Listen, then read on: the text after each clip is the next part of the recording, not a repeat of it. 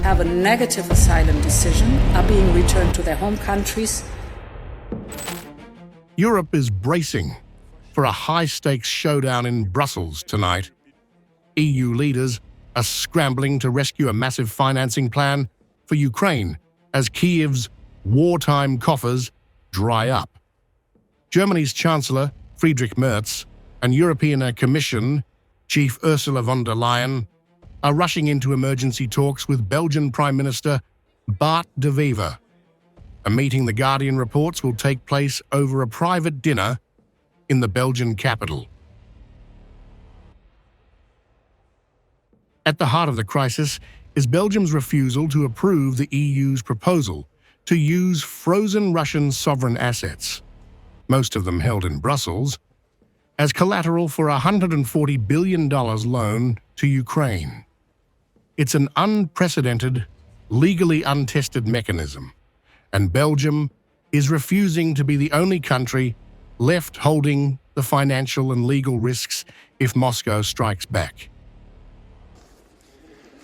The reparation loans scheme entails consequential economic, financial and legal risks. The letter of my Prime Minister outlined again clearly our concerns. In short, the necessary guarantees for Euroclear, full mutualization of the risks, and go beyond Euroclear and Belgium. These are legitimate and reasonable concerns. Our door has always remained open and still is. However, we have the frustrating feeling of not having been heard. Our concerns are being downplayed. German and EU officials warn the stakes could not be higher. Unless the bloc secures Ukraine's next tranche of funding, Kyiv could run out of operating cash, handing Russia a political victory and undermining Europe's own security architecture. For Brussels, the message is urgent and blunt. Without this money, the future of Europe is at risk.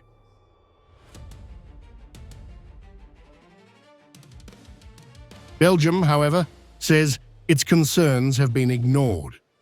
Foreign Minister Maxime Prévost has called the reparations loan the worst of all options, warning that it is risky, untested, and exposes Belgium to enormous economic, financial, and legal dangers.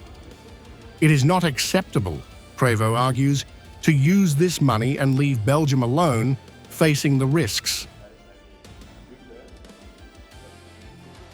We have repeatedly said that we consider the option of the reparations loan the worst of all, as it is risky and has never been done before. Everyone can see how difficult it has been for months to find a robust solution to the proposed option. Prime Minister Bart de Wever has gone further. Paraphrasing his stance, confiscating another country's sovereign assets has never been done, not even during the Second World War. And Belgium, he warns, has been directly cautioned by Moscow that if these assets are seized, Brussels will feel the consequences for eternity. EU leaders insist the plan is legal, shielded by a three-tier defense system. They argue that using the frozen assets is essential to show Russia that Europe will back Ukraine for as long as it takes, and to strengthen Kyiv's long-term negotiating position. The closed-door dinner in Brussels decides whether Europe moves forward united, or watches a critical Ukraine support mechanism collapse over a single member state's veto.